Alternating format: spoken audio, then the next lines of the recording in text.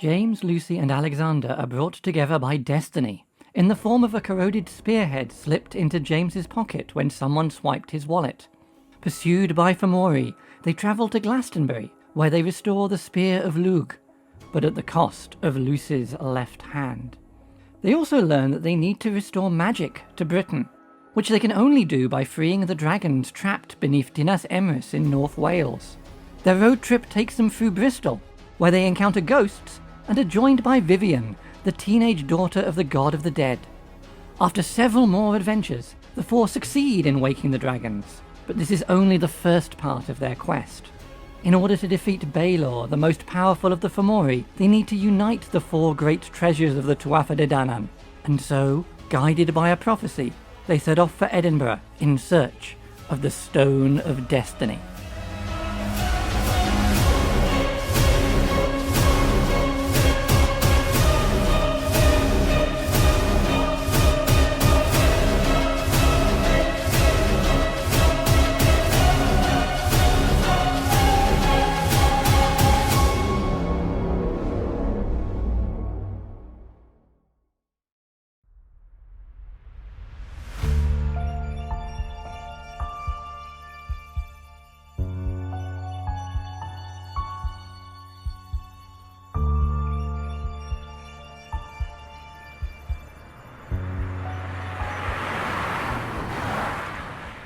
James, Lucy, Alexander and Vivian are on their way to Edinburgh, when Vivian asks if they can detour to visit the Bridestones, an ancient monument near Congleton in Cheshire.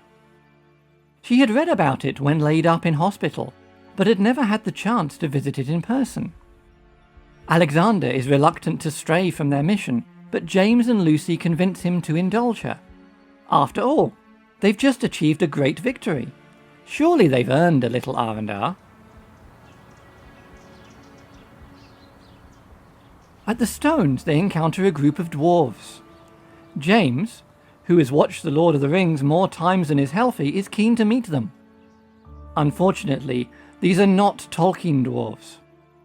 They are Duergar, malicious, violent creatures, and a fight ensues. Give it to them, lads! With their newly awakened abilities, the party defeat the Duergar easily. But during the battle, James throws Heslop, the leader of the Duergar, into one of the standing stones. The stone shatters on impact and, as a consequence, one of the ley lines that funnels magic across the country is disrupted.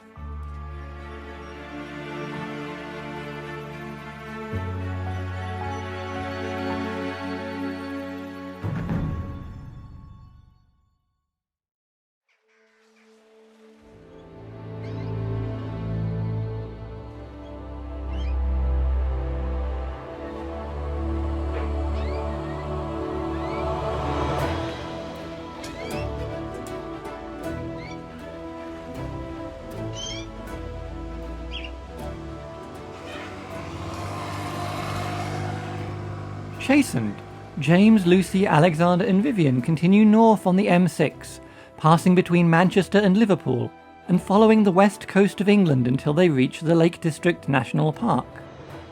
Tired, hungry and uncomfortable from their time on the road, they decide to break their journey at a pub on the shore of Windermere.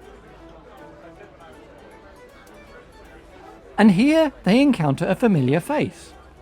4 familiar faces, in fact. With magic now flowing freely across Britain, the 4 ghosts that had assisted them in Bristol, Blackbeard, Sarah Siddons, Henry Irving and W.G. Grace, have decided to take a vacation. Sadly for them, they had decided to travel along the same ley line that James had disrupted, and Blackbeard's carriage sits damaged and undrivable in the pub car park.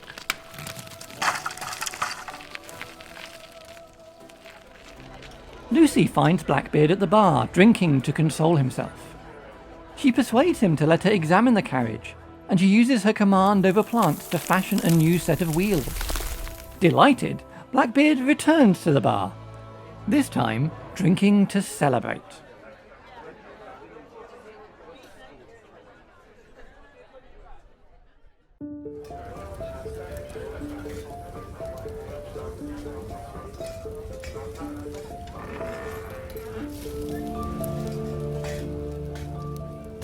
While the others catch up with their ghostly friends, Alexander sits alone near the fireplace, sinking into a brown study. It had been their job to restore magic to the land, and no sooner had they done so than their actions had disrupted it again. And, speaking of magic, what had been the point? He had expected a more transformative effect, and yet everyone was still going about their daily lives, seemingly oblivious to the supernatural all around them.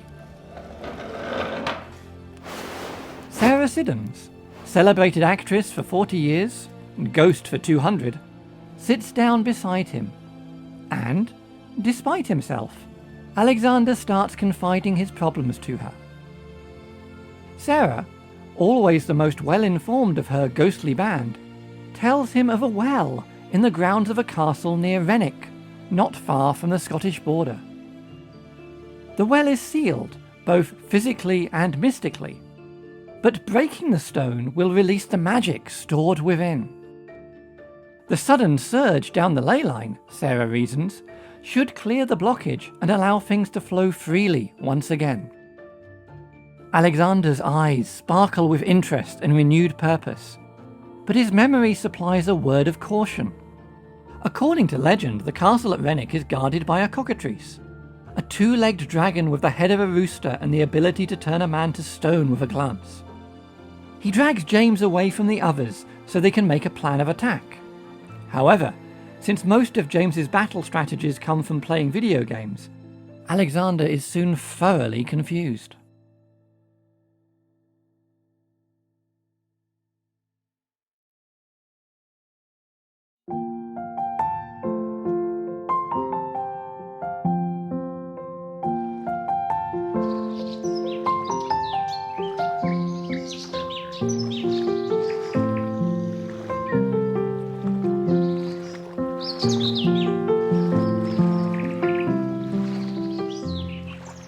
While James and Alexander put their heads together, Vivian chooses this moment to approach Lucy about something that's been troubling her for some time. Due to her illness, Vivian has spent most of her life inside hospitals and doesn't really know all that much about functioning in the outside world. And, well, she was wondering if Lucy could teach her about, hair and makeup? Realizing that the boys will be busy for quite some time, Lucy happily agrees, and the pair stroll into town for some retail therapy. On their return, they sit outside the pub, while Lucy shows Vivian how to braid her hair. As the sun begins to set behind the hills, a prickle of tizzy-whizzes comes buzzing across the surface of the lake. And what, I hear you ask, is a tizzy-wizzy? A tizzy-wizzy is a shy, water-loving creature with the body of a hedgehog, the tail of a squirrel, and the wings of a bee. And Vivian is absolutely delighted by them.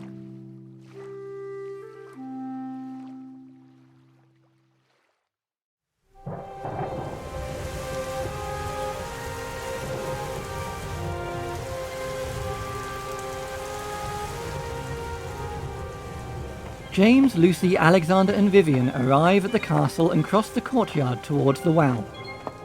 James glances around, expecting a trap, but his comments about boss arenas are wasted on Alexander and the others. The well is sealed by a flat, impossibly heavy stone, but James calls on his divine might and wrenches the stone free, snapping it in two in the process. Blue-white light erupts from the mouth of the now open well. And from behind them, they hear a terrifying scream. The cockatrice is rounding the castle wall.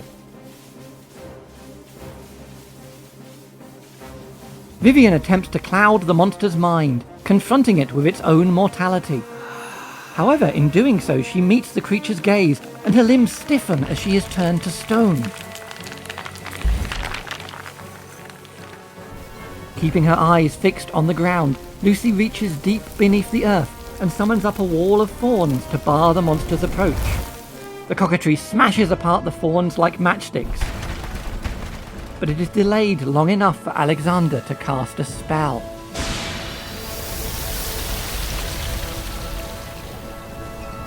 Calling on his magical heritage, Alexander draws the water up from the depth of the well and shapes it, creating a large, flat, mirrored surface floating in the air in front of the party. The cockatrice tears through the last of the thorns, only to come face to face with its own reflection. And the cockatrice is not immune to its own gaze.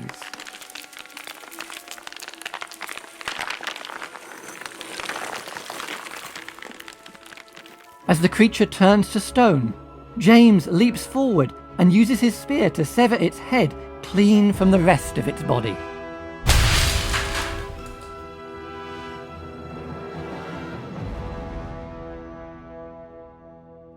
Peace and quiet settle once more over the castle. Lucy uses her healing gift to reverse Vivian's petrification, and the heroes take a few moments to catch their breath and celebrate their victory, before returning to their car and driving off towards further adventures.